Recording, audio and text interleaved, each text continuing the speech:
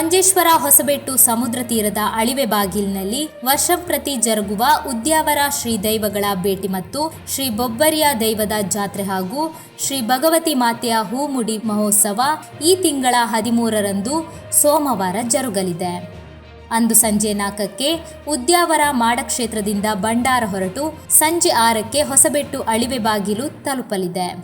ಬಳಿಕ ಉತ್ಸವ ಪ್ರಾರಂಭಗೊಳ್ಳಲಿದೆ ಎಂದು ಉದ್ಯಾವರ ಮಾಡಶ್ರೀ ಅರಸು ಮಂಜುನಾಥ ದೈವಗಳ ಕ್ಷೇತ್ರದ ಆಡಳಿತ ಸಮಿತಿ ಅಧ್ಯಕ್ಷ ಕಿರಣ್ ಶೆಟ್ಟಿ ಮಾಡ ಪ್ರಕಟಣೆಯಲ್ಲಿ ತಿಳಿಸಿದ್ದಾರೆ. ಅದೇ ರೀತಿ 12ರಂದು ರವಿವಾರ ಬೆಳಗ್ಗೆ 8:30ಕ್ಕೆ ನವೀಕರಿಸಿದ ಕಟ್ಟೆಯಲ್ಲಿ ಬೊಬ್ಬರಿಯ ದೈವದ ಪುನಃ ಪ್ರತಿಷ್ಠಾ ಕಾರ್ಯಕ್ರಮವೂ ಕೂಡ ನಡೆಯಲಿದೆ ಎಂದು ಬ್ರಹ್ಮಶ್ರೀ ಬಡಾಜಬೂಡು ಗೋಪಾಲಕೃಷ್ಣ ತಂತ್ರಿಗಳು ಪ್ರಕಟಣೆಯಲ್ಲಿ ತಿಳಿಸಿದ್ದಾರೆ.